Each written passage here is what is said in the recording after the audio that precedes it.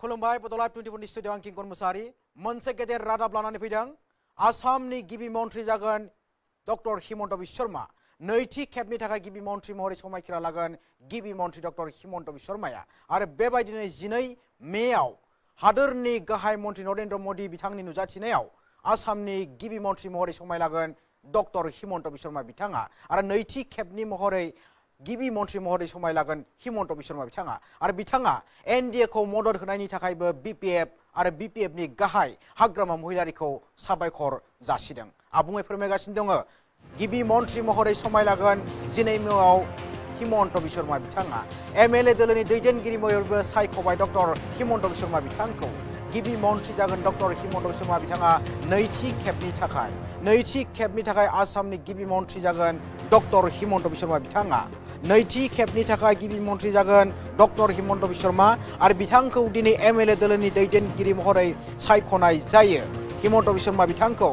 MLA दोलोनि दैदेनगिरि महरै सायख'नाय जाबाय आरो 12 मेआव नैथि खेबनि थाखाय बिथाङा आसामनि गिबि मन्थ्रि महरै समाय लागोन NDA खौ मदद होनायनि थाखाय BPF नोबो साबायखर जासिबाय डक्टर हिमन्त बिश्व शर्मा बिथाङा आरो BPF नि गाहाय हाग्रामा महिलारिखौबो साबायखर जासिदों MLA दोलोनि दैदेनगिरि महरै सायख'बाय डक्टर हिमन्त बिश्व शर्मा बिथांखौ आरो बिथाङा गिबि मन्थ्रि महरै 12 मेआव समायखिरा लागोन हादोरनि गाहाय मन्थ्रि नरेन्द्र मोदीनि नुजाथिनायाव गिबि मन्थ्रि महरै समाय लागोन हिमन्त बिश्व शर्मा बिथाङा BPF निफ्राय सोर मन्थ्रि जागोन एबा सोर मन्थ्रि मासि मोनगोन बेखौ लानानै थिरांथा जाथ'वाखैब्लाबो बे जथुमनि उनावनो सावरायगोन होननानै जों मिथिनो मोननाय जादों आरो बेबायदिनो बे दिनैनि जथुम मेलाव गाहाय बिफावखौ लादोंमोन BPF नि बिसायख'जानाय रिहन दैमारिया आरो रिहन दैमारिखौ जौसाङाव नुजाथिनानै बेबायदिनो गिबि मन्थ्रि डक्टर हिमन्त बिश्व शर्मा महरै बिसायख'नायनि उनावनो बिथांखौ हामलायथि जासिनायखौ जों नुनो मोननाय जादों आरो CM महरै एबा गिबि मन्थ्रि महरै बिथांखौ सायख'नानै होनाय जायो एबा खान्थि बायदियै डक्टर हिमन्त बिश्व शर्मा बिथांखौ गिबि मन्थ्रि महरै फोसावनानै होनाय जादों जेराव रिहन दैमारि बिथाङाबो गिबि मन्थ्रि महरै बिथांखौ फोसावनायनि उनावथ' हामलायथि जासिनाय नुनो मोननाय जादों आरो BPF निफ्राय बिथाङा बेवहाय बाहागो लादों आरो दान्दिसे समनि उनावनो राजभवन फारसे रावना जायो गिबि मन्थ्रि डक्टर हिमन्त बिश्व शर्मा दैदेननाय सा 10 नि MLA नि थान्दै बिथांमोना आरो लोगोसे बेबायदिनो मिरुनिफ्राय सानै दैदेनगिरि हारियानानि गिबि मन्थ्रि बिथाङाबो बेवहाय मदद खालामफैदों आरो JP नाड्डा बिथाङाबो दिनैनि बे जथुमाव बेवहाय बाहागो लाफैदों आरो BPF निफ्राय सोर मन्थ्रि मासि मोनगोन बेखौ लानानै थिरांथा जाथ'वाखैब्लाबो बे जथुमनि उनावनो सावरायगोन होननानै जों मिथिनो मोननाय जादों आरो फारसेथिं NDA खौ मदद होनायनि थाखाय BPF नि गाहाय हाग्रामा महिलारि आरो BPF नि मावथि दैदेनगिरि बिथांमोनखौ साबायखर जासि गिबि मन्थ्रि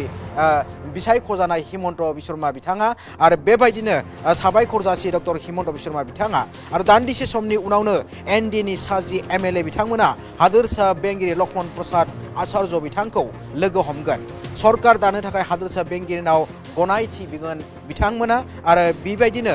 बिथांमोना दान्दिसे समनि उनावनो हादोरसा बेंगिरिखौ लोगो हमनानै गनायथि बिगोन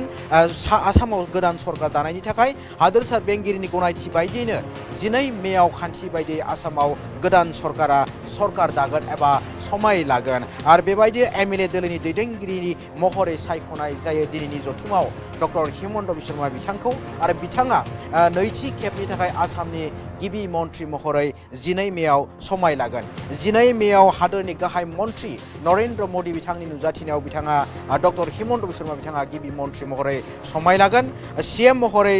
समाय लागोन एबा गिबि मन्थ्रि महरै समाय लागोन डक्टर हिमन्त बिश्व शर्मा बिथाङा NDA खौ मदद होनायनि थाखाय BPF दोलोनि दैदेनगिरि मावथि आरो BPF नि गाहाय हाग्रामा महिलारिसिमबो साबायखर जासियो हिमन्त बिश्व शर्मा बिथाङा आरो BPF नि गाहाय हाग्रामा महिलारिनो साबायखर जासियो डक्टर हिमन्त बिश्व शर्मा बिथाङा आरो बिदिब्ला जोङो डक्टर हिमन्त बिश्व शर्मा बिथाङा NDA दोलोनि जथुमाव MLA दोलोनि जथुमाव दैदेनगिरि सायख'जानायनि उनावनो एबा खान्थि बायदियै गावखौ गिबि मन्थ्रि महरै फोसावनायनि उनावनो बिथाङा दोलोनि दैदेनगिरि आरो BPF नि दैदेनगिरि बिथांमोनखौ साबायखर जासियो बिदिब्ला खोनासंदो BPF नि दैदेनगिरि मावथि आरो गाहाय हाग्रामा महिलारि बिथांनो माबायदि साबायखर जासियो डक्टर हिमन्त बिश्व शर्मा बिथाङा